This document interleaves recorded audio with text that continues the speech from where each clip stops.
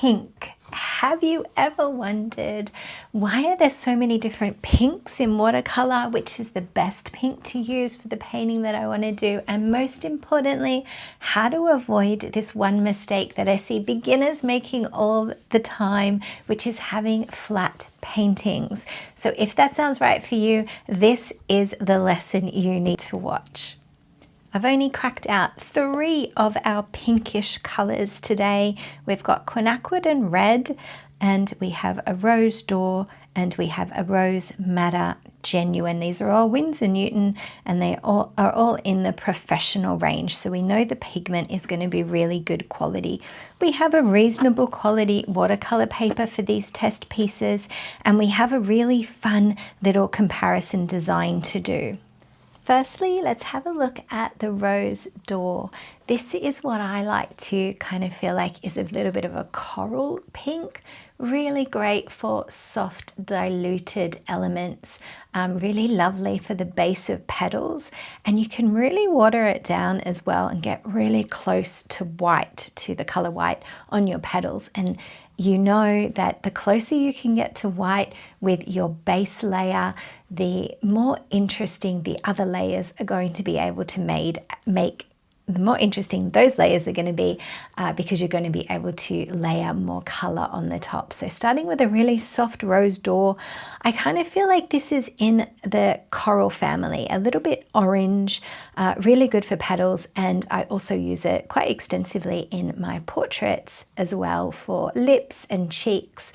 So if you are looking for that kind of pink, that is going to suit you really, really well.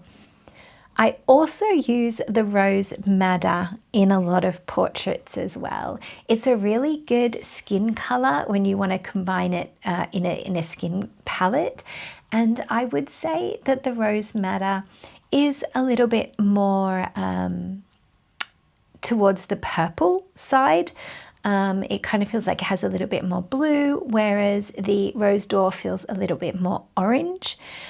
The rose madder genuine here as well is a beautiful pigment, and one of the things that watercolor does really well is really good high quality pigments will react to water really effectively. So if I drop a little bit of water into my petals while they're still wet, this is called wet on wet, and we're dropping in water, and what will happen is the water will hunt down and move around all of the pigment, and you will create what we call a bloom, or I call a cauliflower, where the pigment is being chased by the water and then it all dries in a really beautiful pattern.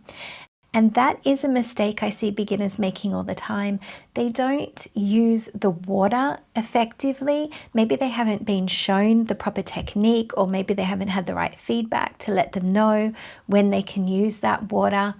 And so one of the things I see people doing is not using that water effectively, and it is a really, really good tool for your first layer in your, whatever first layer you're doing, because it'll set a really lovely textural background for whatever you're going to put on top. The third pink from the red family that I want to show you is quinacridone red.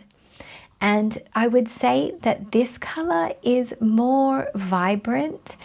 You can really water it down, and the beauty of this color is that as you build the layers of quinacridone red, having laid a really soft base layer, the quinacridone red will go very bright. And when I look at the 3 of them, I think that one of them looks a little bit more orange, one of them looks a little bit more purple, and one of them looks a little bit more traditionally red, or like a traditional pink. And all of that is just color preference. The real skill comes in with being able to mix the colors and have the water do what you want it to do. And this is the biggest mistake I see beginners make. They try to control the water, and watercolor likes to do what watercolor wants to do, and actually being able to know some of the tips and tricks for how to make the water behave in certain ways to give you some little happy accidents is what makes watercolor really, really fun, and it's why people get so addicted to it. Watercolor is definitely for beginners. There are definitely some really lovely, easy skills that you can learn. I would also say, don't get caught up in trying to find the perfect color or the perfect pink. I don't personally think that it exists. I think that you have to know the skills that you want the paint to do, and then you can find colors that you just are really connected with. And I hope that seeing these 3 different types of pink have inspired you to take a look at the watercolors you already own, do a little painting activity, and work out which is the best color for you and for what you want to paint. If you've ever found yourself making any little watercolor mistakes, you are not alone. That is why I put the emphasis on skills inside my unlimited membership. If you want to become a member and join the rest of us that are building skills, getting feedback, having demonstrations of techniques, and really just becoming a lot more efficient with our watercolor and a little bit more skillful, I will put the link down below for you to have a look at in the description. So at the moment, you might be looking and thinking these look a little bit light, and that is because we are on a white piece of paper. But if we go ahead and add a darker color to take the white off the paper, we will actually be able to see a little bit how bright we want these pinks to go.